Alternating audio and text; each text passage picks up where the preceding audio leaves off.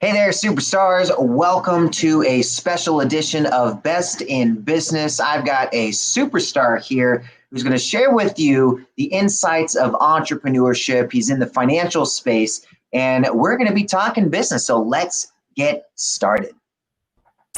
We'll be right back. You're watching Best in Business with Manny Lopez, where passion becomes success.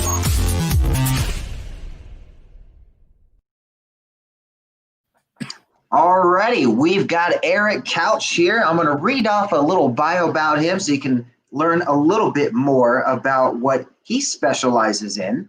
So for the past 20 plus years, Mr. Couch has been a national expert speaking and educating retirees and building a national network of financial advisors. Simply put, he's the guy behind the curtain with the answers.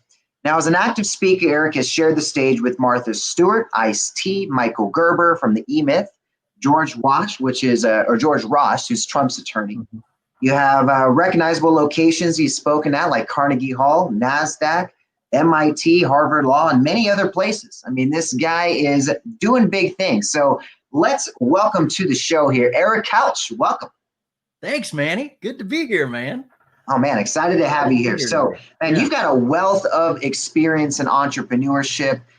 We could be asking questions here all day, but one of the things I want to initially get going is this message is to reach our day one entrepreneurs and our contributors within the From Orphan to CEO project. So we're speaking to two audiences here. So to our day one entrepreneurs, what do they need to know about entrepreneurship? You've been at this for decades now. What are some of the things that you would do if you were to start all over?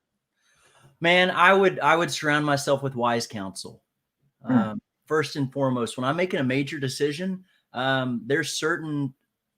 So I'm a guy, so I reach out to men, but you know, I've had a lot of moms in my life too. But I seek wise counsel.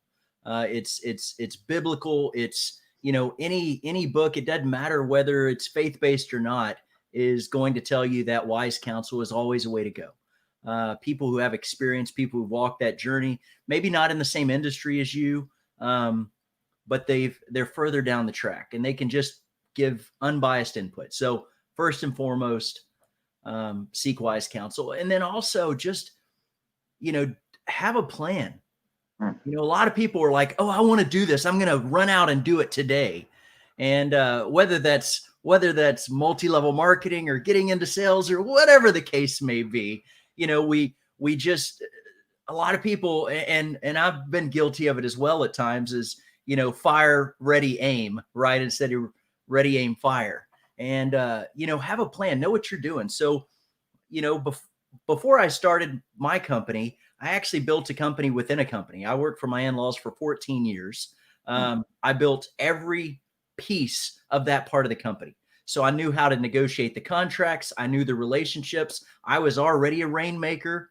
It's hard to be an entrepreneur if you're not a rainmaker. And what I mean by that is that you are able to generate sales. You're able to recruit people and be the number one salesperson. But also you're not above washing the dishes and taking out the trash and doing all the other stuff, right? The key of an entrepreneur is you bust your butt. You're there when nobody else is there. You're not paid when other people are paid. But then when a big heyday comes around, you do benefit from it. But it's not, you know, all, you know, rainbows and vacation days and stuff like that. But having a plan. So when I got ready to start my company, it wasn't something I was expecting to do. I had built up a pretty good business within actually my in-laws business, and it built a good business there. And they just came to me and they said, Eric, you know, I know you want to have ownership. I talked to them about ownership, and they finally, when it finally came down to, you know, the rubber meeting the road, they said, that's never going to happen here. And we love you, but that's never going to happen here. So if you want ownership, you need to have your own company. Well, you know what? I did want my own company. And I knew that I knew how to run a company, but I didn't just go do it the next day. In fact, I spent an entire year putting the pieces in place, putting the plan in place, making sure I had the relationships. And And So then even after 14 years of yeah, working within the company, of learning all of the processes of building a company, I mean, you would think you would have the skill set to go jump into it. And even at that point, you were still thinking fire, ready, aim. I mean, how do you still reconcile that you didn't have enough experience just yet? I mean, how do you know when you're ready? it wasn't about experience, right? Starting a business, even when you have a plan in place, even when you've worked out, okay, here's my contracts, here's my relationships, here's where I go, here's where I'm going to do this. There's also that piece, right? And I say PIECE, finding the right piece, like a puzzle piece. And that puzzle piece would be PEACE. Wait on peace. The right thing at the wrong time is still the wrong thing. And that's, we've got a lot of family mottos, but that's one of them, right? The right thing at the wrong time is still the wrong thing. And if none of your options look good, you just don't know all your options. That's another one of them. So I waited on peace. And in fact, we had that discussion in April. By September, I had the entire plan in place. Like I had negotiations in place. I had all my support systems. I had everything in place. But it was the following May that I resigned. So I had the discussion in April of 11. By October of 11, I had all the pieces in place to start my new company. And it was the following May before I started. I figured I would start my company January 1. That was always my plan. And interestingly enough, during that time, I put on the biggest in the October. So I had my plan in place in September. October, I put on the biggest meeting in our company's history, pretty much by myself. Got all the people there, did all the marketing, got all the investors to come in and put it on. And then that same month, I did the biggest case in the history of the company. It was a $10.5 million case that came in that I'd worked on for months. And a lot of people were like, why didn't you use that to start your company? Right. That was a lot of money. And under the old deal, I got 20% rather than getting 100%. It was a heavy 6-figure, commission that came in that I could have used. But the reality is I just didn't have a piece.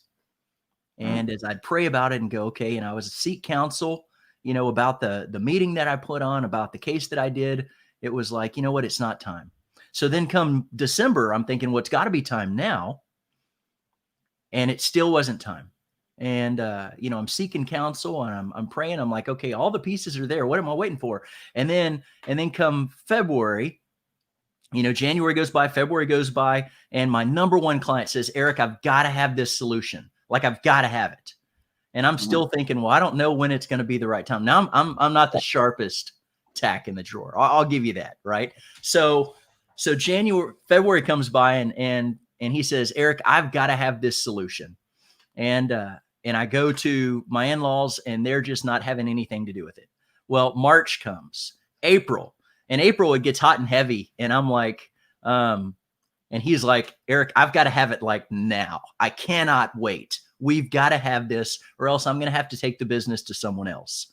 And I stopped and I was like, so how, when you say you're going to really promote this, how much are you planning to do? And he was like, several million a month.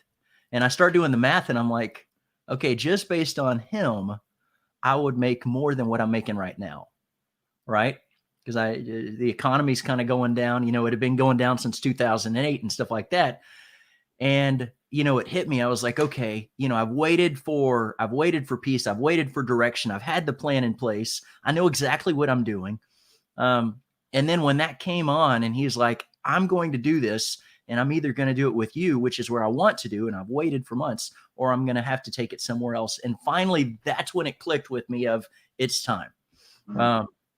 So I went in, I met with a coach that morning because I'm dealing with my in-law. I'm dealing with my wife's family. And that's another thing is you want to, if you're starting a company, you don't want to burn bridges. You want to transition well. especially if you're dealing with family. So I went and saw a business coach the morning I was going to resign. And I just went and talked to him, and I was like, I was really nervous. I'm a wildly loyal person. And, I talked to Jack, and I said, Jack, I'm concerned, there's certain areas I don't want to go, right? Certain things like when you're married, right? There's certain topics that if you bring up, it's going to be a fight, right? It just is, right? And there's certain things, there's ways to go about it that, and Jack's like, well, what are the things that you're most concerned about? And I said, well, I'm concerned of, they're going to ask, hey, how are you going to take care of our daughter? Are you going to steal all of our business? Are you going to, do this, this, and this? And he says, well, how about, rather than being nervous about that, how about as we're planning what you're going to say to them, we just build that into the plan so that you address it before it's ever even an issue, and you can answer those questions so that they don't feel like they need to ask them, and that it can go sideways down a trail. Now that's part of sales as well, right? Now pause right there, because that actually is a very good point that a lot of entrepreneurs don't take advantage of, is getting the answers answered first. Mm-hmm. So what you did there was look at a situation where you're going to walk into this potential new transition, and you got to have questions answered, like, okay, this may come up. I know I'm going to get asked this. I know I'm going to get asked this. I hope they ask this. Probably not, but they should, right? So having all of that, and what I always tell people to do is take your smartphone, right? All these different questions, write them down, and then answer them on a video. Now, in your case, it was just one situation. But for most people, they're dealing with the same questions over and over and over again in their business. And in the sales process, you have to get them to learn, know, like, and trust you, right? Mm-hmm. And so understanding that if you have those answers, just like what Eric was saying, if he had made those on video and he was doing this as a licensed type of product that he didn't answer these questions on, he would have that on demand, right? And that's a powerful way. Just take those Q&A that you're like, oh man, I need to nip this in the butt, and have those on delivery of meeting them. Hey, I've got all of the best Q&A that most people are asking me about what I do. And the questions they're not asking me that they should be asking me, I've already got them answered for you. What's your sell? I'll text them to you right now. So good part of sales is being able to understand what your customers are needing and addressing them before they even asked you. So a very powerful strategy there. And the power of an expert is to know the questions that they would never know to ask, right? So if you can address those, and it's like, look, it's not just the questions that you know to ask, but it's all the stuff that you don't know to ask, that because I do this every single day, right? And, I had a guy tell me years ago, he was like, there's a couple kind of power phrases that you can use in your videos and stuff like that. And one that he just loved to do is he was like, and I've kind of tweaked it a little. I'm like, look, I can't change your oil. I'm horrible with cars. I'm not going to do your dry cleaning, but this I'm really good at. And the fact is, it's true, right? And it's not a cockiness. It's not anything other than, like, I've done this every day for 20 years. I'm an inch deep. I'm an inch wide. I'm a mile deep. And this is all I do every day for 2 decades now. And it's not scattered. So I'm really good at this, and people sense that, right? Another thing that we talk to, like within our business model, and we can go back to some of the others, but in our business model, it's really simple. Like when I'm working with people and I'm recruiting people to work with our team, I've narrowed it down to our team so that they could remember it. I'm like, we have the 3 C's, right? Character, do what you say you're going to do. Don't lie to people. It sounds really simple, but it's so unique. Right. It's just wild. It shouldn't be, but it is. Just have some character. Don't be full of crap. Don't steal from people, right? And then second would be competence, right? You know what you're talking about. And one thing I tell my people every day is, we don't ever guess. We don't ever guess. For one, I'm in the financial world. I'm dealing with people's retirements. So we can't afford to guess. Every guess is a potential lawsuit. So being competent at what you're doing, and don't be afraid to tell people, I don't know. Like, it's not that big of a deal. It happens. I mean, the reality is there's not a lot of scenarios that come up in my world that I don't know the answer to, because I've seen it every day. But I had one yesterday. But the key is find out who does know the answer, right? So as long as you know who would know the answer, or you have a direction that you can go to, and then you give people an expectation on when they can expect some kind of answer from you, so you don't just leave it open-ended of, I'll get back to you someday, maybe never. But it's like, I'll try to have an answer for you by the end of the afternoon, or by, the end of the week. Is that okay? And just, it's kind of like surrounding yourself with people that are all also in that inch wide, mile deep scenario, where they're specialists in their industry and their area of expertise. I mean, we're all a genius in some area, right? It's something. So my kid, for example, this kid can run circles around me with all kinds of little engineering things, and he's 11 years old, right? And so my son, my older one, he's over there already running circles on me with the gadgets and stuff he can do with the phone. He's like, "Oh, Dad, you know you can do this and this." I was like, "Dude, I thought I was techie. What the heck?" Right? And so looking at what people are doing, you just got to realize you have a genius inside you. There's something that you could be teaching other people how to do, or doing it for them, and that could be your business. So Eric, how did financial advising and the financial space become what you do for the last 20 years? Is there some spark of excitement in there? I mean, what got you in this arena?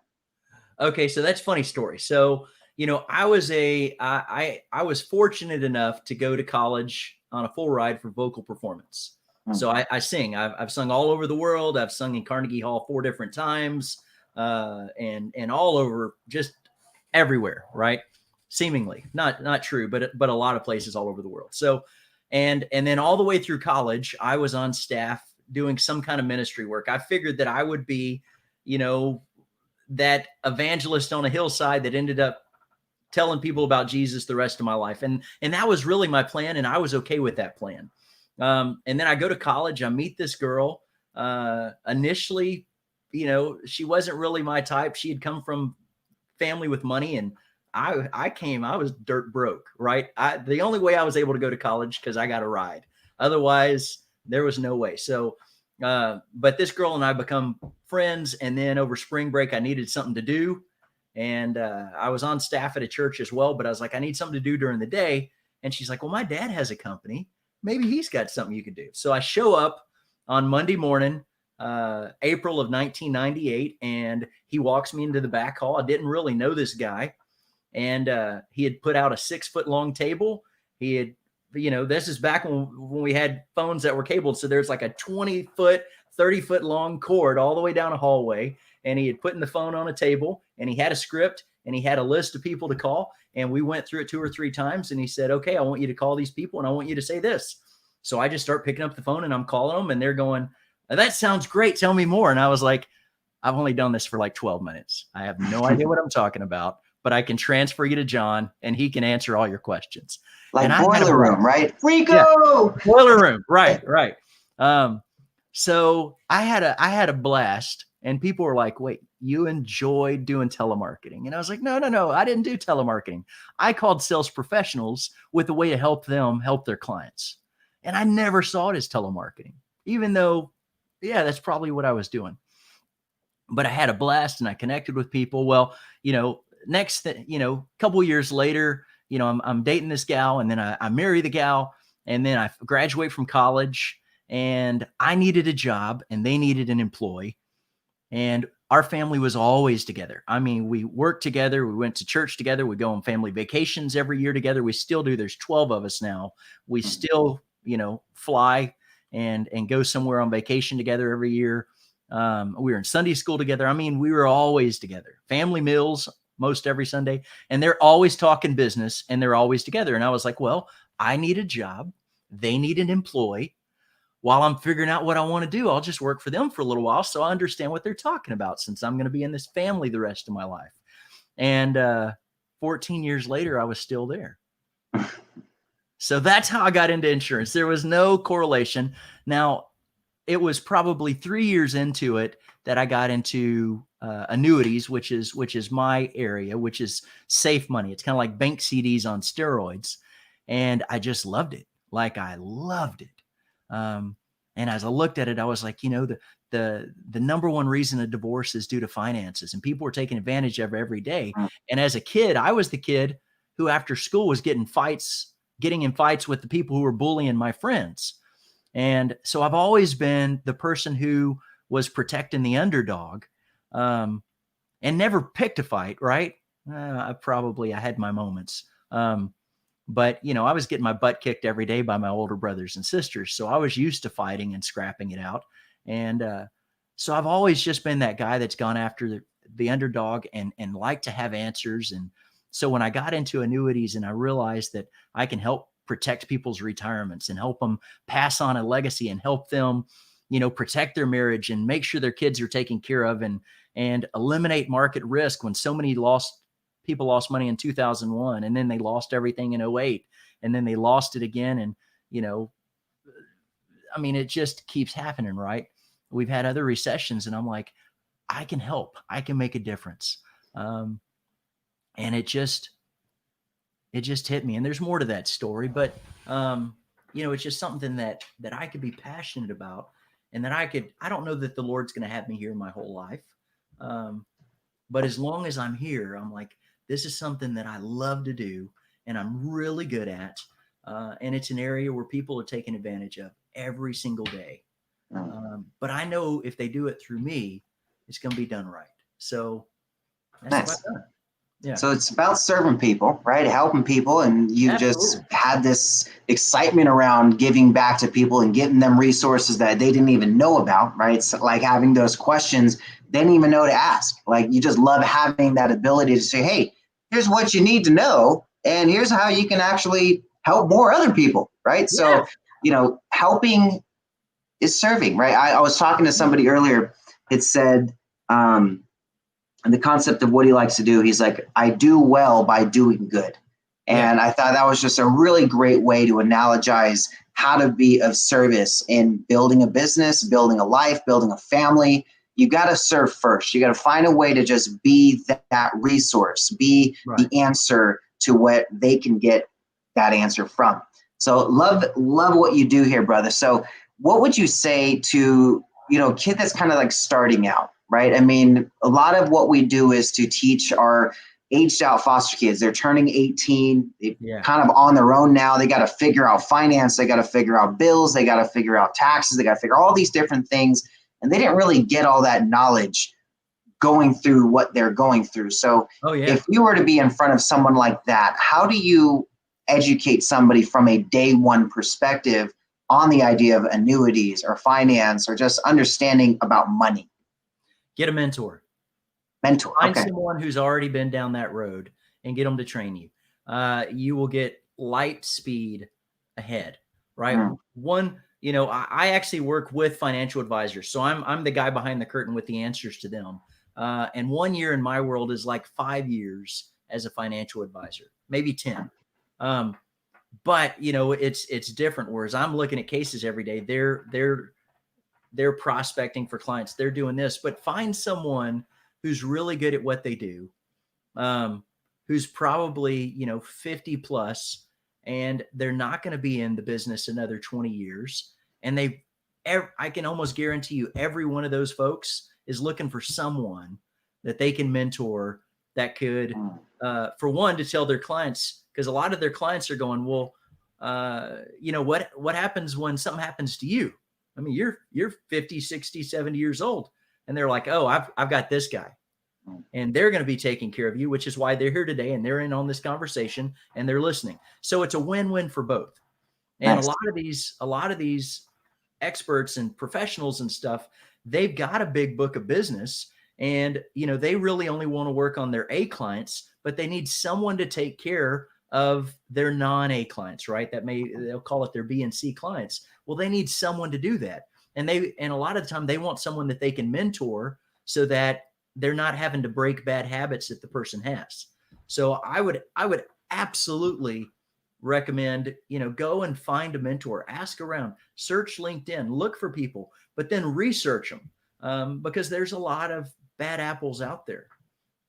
That's another thing. How do you kind of differentiate between these bad apples out there in a sense? I mean, how do you know if you're going to be mentored by somebody that you're choosing the right mentor? I mean, these kids are going to be going out there kind of unarmed in a sense of not really knowing how to decipher. Oh, that guy seems nice. He looks like he wants to help me, and then doesn't. I mean, where can you kind of identify some good character traits? There's a handful of things. One thing that I always look at is, is this person client centric or are they commission centric, right? If their first question out of the gate is asking about commissions, they're probably not someone I want to work with. But if the first thing that they want to talk about is taking care of their clients, because we'll all make money. There's plenty of money. In fact, the more people you help, the more money you make. So that's the least of your worries, right? But find someone who is focused on taking care of people, that's their goal. In my industry, right? If you wanted to get into the financial industry, whether it's investments or insurance or whatever, there's a group called the MDRT, $1 Million Roundtable. And it's people all over the world. It's in every single country across the globe. And there's members of the MDRT. And in order to be a member of it, you have to do a certain threshold of production, and there's levels. So that's a good place to find someone that's, financially doing it. But then also there's other things. So there's like the CFP, Certified Financial Planner. And that's a designation that if you have it, you're considered what's called a fiduciary, which means legally you have to put the client's best interest first.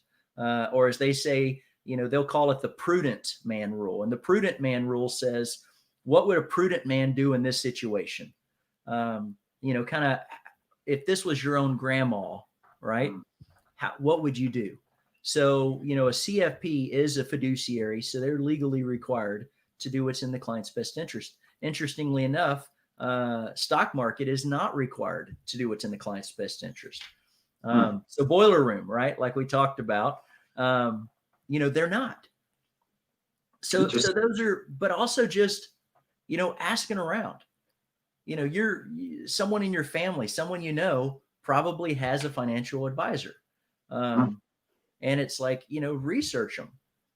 If they're securities licensed, you can look on FINRA and, I think it's called Broker Check, and you can see if they have a clean history, because some of them, yeah.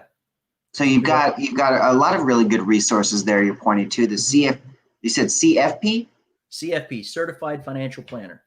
Nice. So that's a really good way to do it. Then you have the $1 Million Roundtable, right? Joining, kind of like getting into mastermind groups and organizations that are really specific to a specific area, right? Either a niche or revenue, and that could definitely be a benefit. I like that. So those are really good resources there.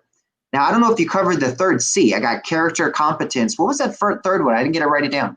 Compensation. Compensation. Don't hold on to people's money. So if you're an entrepreneur, the biggest mistake you could ever make is holding on to somebody's money.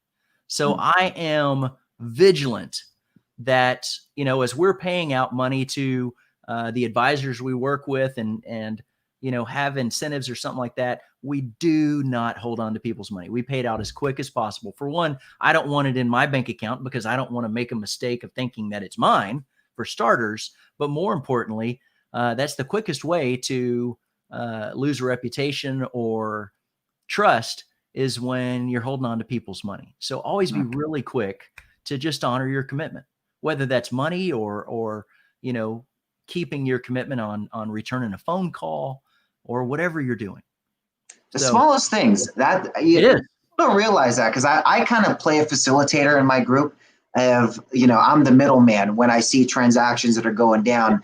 And sometimes they're like, hey, I'm having an issue with this person I'm connected with on a project. And I'm like, when's the last time you spoke to them? Right. I mean, it always comes down to communication of just where's the clear, concise communication that's going on to resolve this? Like, do I got to be the one to get on the calls? Because that's usually what ends up happening. I'm like, let's just talk, right? You talk it out and bam, one phone call resolved, right? So that right there. That could maybe be your fourth C, right? Communication. Communication. You got character, competence, and compensation. I like that because, to be in business, really they think they've got to put on this facade. They got to have this mask on of being somebody they don't really want to be because they got to play some part. When realistically, people just want authenticity. They just want to see that you have real character, that you care about what they're doing and what you are trying to help them with, and really understanding that you're not a jack of all trades. I love that concept being 1 inch wide, a mile deep, not a mile wide, 1 inch deep. Because it's, you can try to be the jack of all trades, but you can only be as far as the basics of that, right? Think about it. You only get an inch deep into that idea. That's not much value. I mean, think of it like in the doctor sense. A general doctor, how much do they get paid? The family doctor, that's just supposed to be the generalization of medicine, right? Versus the specialist that goes and gets the direct, that only works on one thing, maybe that just kneecaps, and that's the only thing they do. But yet he's making 3 or 4 times as much as the general doctor because of being niche in a very specific area. He went 1 inch wide and he went a mile deep into that one arena. Because you'll find people that want what you're providing, right? So that's the key, is find out what you're passionate about, and that's one thing I love about your program, right? Is when you and I were talking the other day and I was talking about my kids and finding something, and you're like, my program's not about teaching them to do what I do. I want to empower them to use whatever their gift is, right? If they're a welder, be the best welder in the world. If they're an actor, if they're good at technology, whatever it is, right? I want to help them excel in that, and I want to give them the tools to do that. And that's what we want to do in life, is find out what you're passionate about, and then just care. It's amazing how much you can accomplish when we stop, instead of being in a conversation and thinking, Manny's talking to me, but really all I'm thinking about is the next thing I'm going to say. And I'm like, you're never going to click with the person. And that's what happens in relationships. It happens, in marriage and business and sales and all this others. And like, why didn't I click with them? And because even though consciously you may not have realized that you were doing it, and consciously they may not have realized they were doing it, subconsciously you did, and there's just something that just didn't click. Yeah. But if I care and you and I can have a conversation, then there's going to be this connection that, I can be like, somebody's like, why do you like Manny? I'm like, there's a lot of reasons. I can't really tell you, but we just click, right? There's just, I talk to him, he talks to me. He's passionate about what he does, but there's just something there that grabbed my attention. There's been plenty of times the same way that I've talked to somebody and then I go off the call, I go downstairs to the wife. I'm like, that person didn't listen to anything I said. They were just waiting for me to stop talking. I've said that many times. So it's definitely something that's recognizable. And originally I didn't really notice it. It was something that was like, man, there's just something off, right? I had that same feeling. And then starting to look at it like, are you paying attention? Because I've heard that before of like, are you listening or are you just waiting to respond? I was like, ooh, that's a good one. And then starting to recognize like, hey, they're not listening. They're just waiting to respond. That's not fun. That's not a fun conversation. It is. Well, and it goes across so many platforms, right? It's not just business relationships. I had, when all of this started with Black Lives Matter and Floyd and all of that, I was on a Facebook Live like this, and a really good friend of mine was talking, and he's an African-American business owner, and he had another friend that's an African-American business owner, and both of them, he's from Dallas and really hasn't experienced a lot of, racial issues, but his other friend was in Chicago, and he was like, he really has. So they had, differing thoughts and opinions, but it was an incredible conversation. But one thing that my buddy Liddell said is, he said, when everybody is just yelling and speaking, and everybody wants to be heard, but nobody wants to listen, right? Was one of his comments. But he says, when you're not heard and when logic is removed, the only thing that's left is emotion. He was like, and so why would you be surprised when you get an emotional response, which is what we were getting throughout the whole country, is this emotional response. And he was like, again, when you feel like logic's been removed because that's been stripped away, the only thing left is emotion. And like the key is, are we listening? I don't care what you're, and I know we just switched over to a political thing, but it's also in your marriage and family. My mom is wildly different political views than I am. We were visiting, we were at her house last week and the whole family's there. And somehow we got onto politics or whatever. And we were talking, and it was amazing because we love each other. So that's not the amazing part. Hopefully that's not amazing, right? That you love your mom. But what was amazing is as we were talking and nobody's speaking over the other, it's not this Facebook ninja, typing away thing and accusing, but we were actually talking, and it was amazing. I was like, the stuff that I hear on the news says that you believe this, and the stuff you hear on the news says that I believe this. And she's like, yeah. I was like, but as we're talking, we're actually wildly similar in what we believe, like wildly similar beliefs. Because she's like, no, I don't believe that. And I'm like, I know, I don't believe this either, right? But I'm told that I'm over here and you're over there. And that's the same in business. And it's like, if we'll just listen to what somebody's saying, whether that's in a business meeting or whether that's on Facebook or whether that's with our spouse and our kids, it'll make all the difference. Definitely. I mean, communication, I think, is that barrier of entry to breaking down those barriers. Yeah. And I think if we just like you had a conversation, you sat down, you had a communication breakdown, and it just said, hey, this is what I thought it was, but no, it really isn't. We're very similar. So I think, that's the thing, is that we are more similar than what we realize. I thought it was really odd. People think of me, I'm like, oh, I look Latino, right?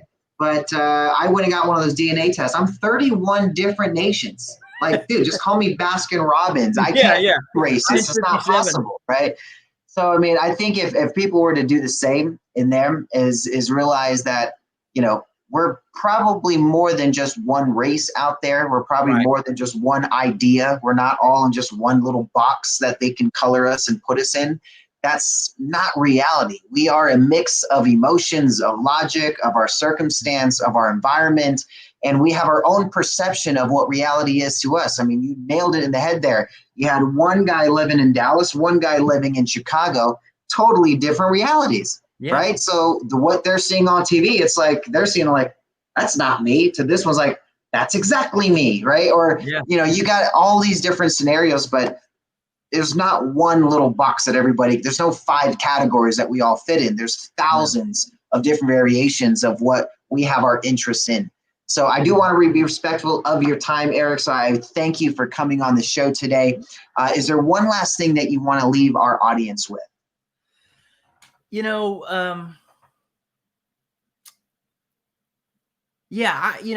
encouragement I would give, and this is, business, marriage, relationship, all that. And it's something that we talk about a lot. And one part would be, give the benefit of the doubt, right? If you're having communication issues, give them the benefit of the doubt. And rather than accusing, ask questions. Sometimes I'm good at that. Sometimes I'm horrible at it. But one thing that helped me with that is, and we giggle and chuckle about this, but I tell people, stop being a weenie. And when I call you a weenie, or I call myself a weenie, what I mean is, there's 4 things, WENI: withdraw, escalate, negatively interpret, and invalidate, right? So those are, if you're being a weenie, it's normally because there's some kind of conflict. And, us boys like to withdraw, right? We go into our little cave and, we're going to pout and stuff like that. And we act like 2-year-olds. And I definitely say we, right? So, but rather than withdraw, if we can, step outside of ourselves and assume the rapport, assume that there is a relationship, and listen, not to be heard, but listen to understand, right? So rather than withdraw, kind of lean in. Rather than escalate, try to be the calming person in it, de-escalate the situation, try to keep it calm rather than negatively interpret, give the benefit of the doubt, because negatively interpret spinning. Well, I heard this and they had to have meant this, you're a horrible person and you hate this. And I'm like, no, that's not true at all. Right. But give the benefit of doubt. And then rather than invalidate, build people up, listen to them, ask to understand. So I have to remember that every day in marriage. I have to remember it every day with my kids, because the second I forget it, that's exactly where I go. It's just the human tendency. And in business, but if we'll listen and we'll stop being weenies, but rather, use the gifts that God's given us, it'll make all the difference. So yeah, that's I love it. Great insights, Eric. So now, if you guys want to get in touch with him directly, his full bio is going to be on the Manifestation platform. Just go find him in Experts. But Eric, what's the best way if somebody watching right now has a question for you? How should they reach out to you?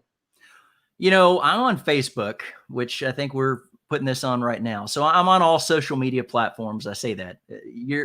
If you reach me on Twitter or Instagram, you'll probably never get a response. But I'm on Facebook every day. There's also my website. So if you just go to Facebook and then search for Eric Couch, just like it's spelled on the screen here, you'll find me. It's got my little mugshot. I think it was when I was speaking at Harvard or Harvard Club of Boston for that time. So you'll see that as the back profile. You can also look up my company or company's website. But yeah, awesome. Find me on Facebook. Perfect. Well, we'll have his Facebook right on the profile, so you can just click on the little Facebook icon and it'll take you right there. So awesome, man. I'm glad that we're able to bring you in today. Definitely have to see you more in our audience and our community. And thanks for joining us today and giving us your time, brother. I really appreciate it. Absolutely. Thanks, man. Awesome, superstars. All right, we'll see you later. Bye.